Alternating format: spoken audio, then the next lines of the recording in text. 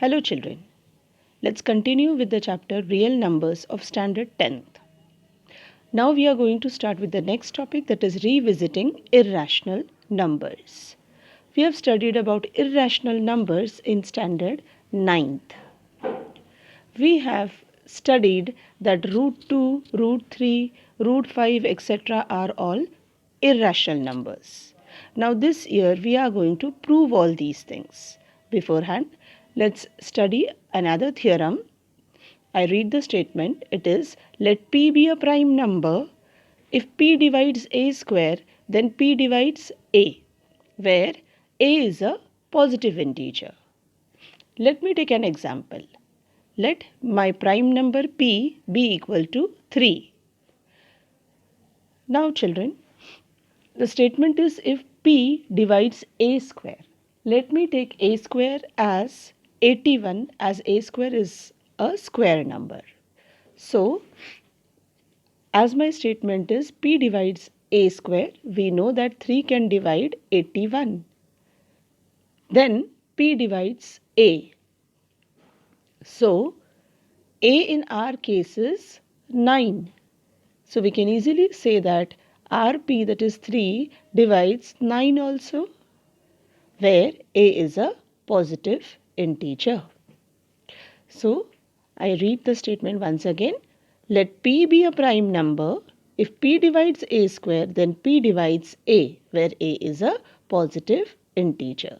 Now, with this knowledge and the knowledge of fundamental theorem of arithmetic and all, we are going to continue and prove that root 2 is irrational.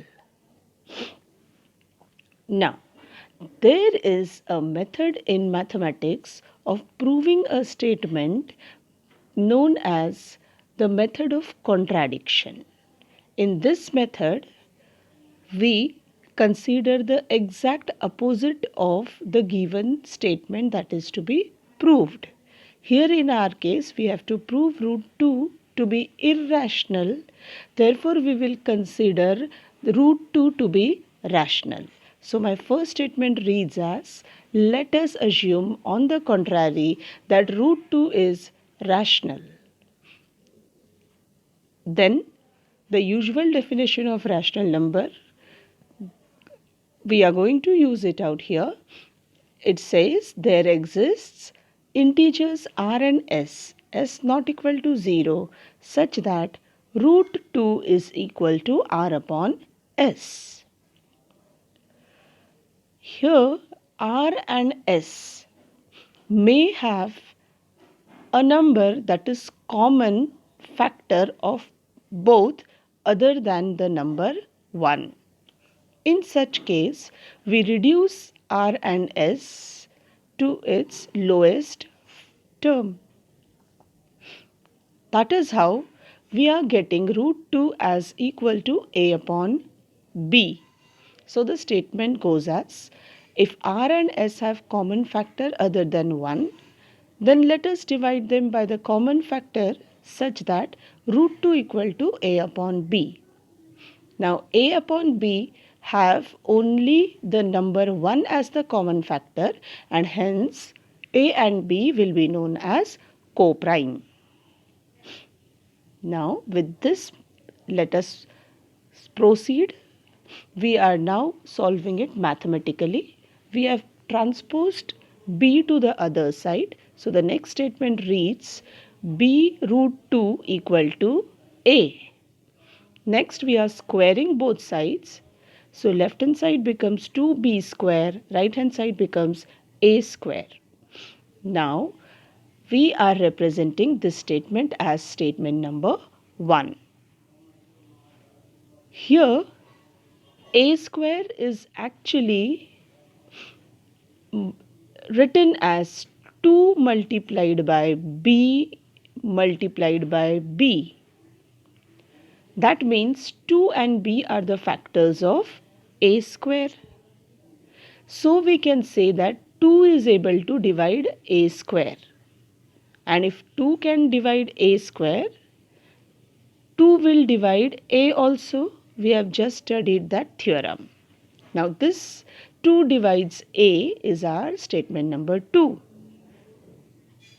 Children, 2 divides A means 2 is a factor of A. So, I can write A equal to 2 multiplied by some number C. So, some integer C. So, our third statement reads as A equal to 2C, where C is some integer. We are now going to substitute the third statement in statement number 1, and we obtain 2b square equal to 4c square. This is all simple mathematics. We will proceed to b square equal to 2c square. Okay. Now if I write b square equal to 2c square, I can again say that 2 is a factor of b square, and that is why 2 divides b square. Now children, if 2 is able to divide b square, 2 will obviously divide b. Next, we have to concentrate in statement number 2 and statement number 4. 2 divides A and 2 divides B. That means this number 2 is able to divide both A as well as B, whereas children, we have considered A and B to be co-primes. That means somewhere there is a mistake. Our mistake is our assumption. Our assumption was root 2 is rational. It is completely wrong, and we have to conclude that root 2 is irrational. This is how we have proved root 2 to be irrational. Now we'll proceed to exercise 1.3. Question number 1. It is prove that root 2 is irrational. Children, the steps will be exactly similar to the theorem root 2 is irrational. In place of 2, you will be substituting root 5 and you will proceed. So you can give it a try. Next, question number 2.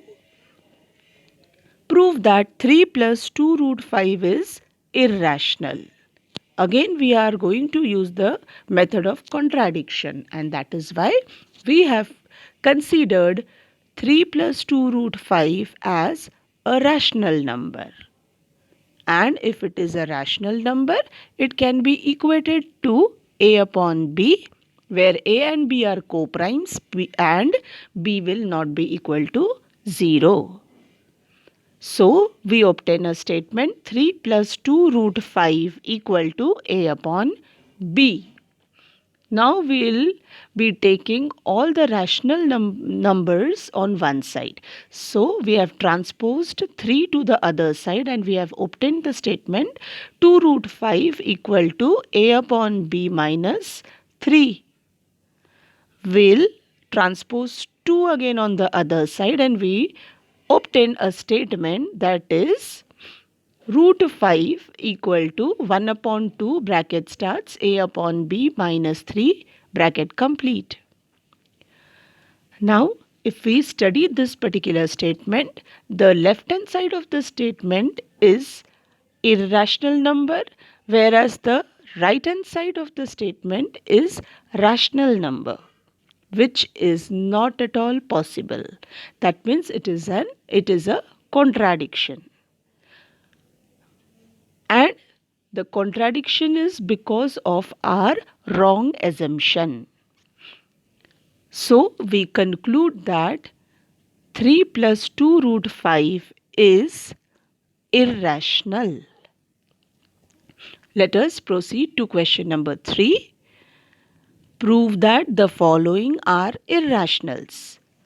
The first sub-question is done for you.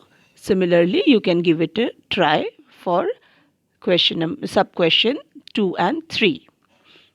Sub-question 1, solution. Again, we are going to use contradiction and we are considering 1 upon root 2 to be rational. In that case, 1 by 2 can be written as equal to a upon b, where a and b are co-primes and b is not equal to 0. Now we are taking the reciprocal and we get root 2 equal to b upon a. We have proved root 2 to be irrational. That's why the left hand side is irrational, whereas right hand side is a rational number, which is contradiction, and hence our assumption is wrong, and we have to conclude that 1 upon root 2 is irrational. With this knowledge, you give a try to the other two sub questions. Thank you for now.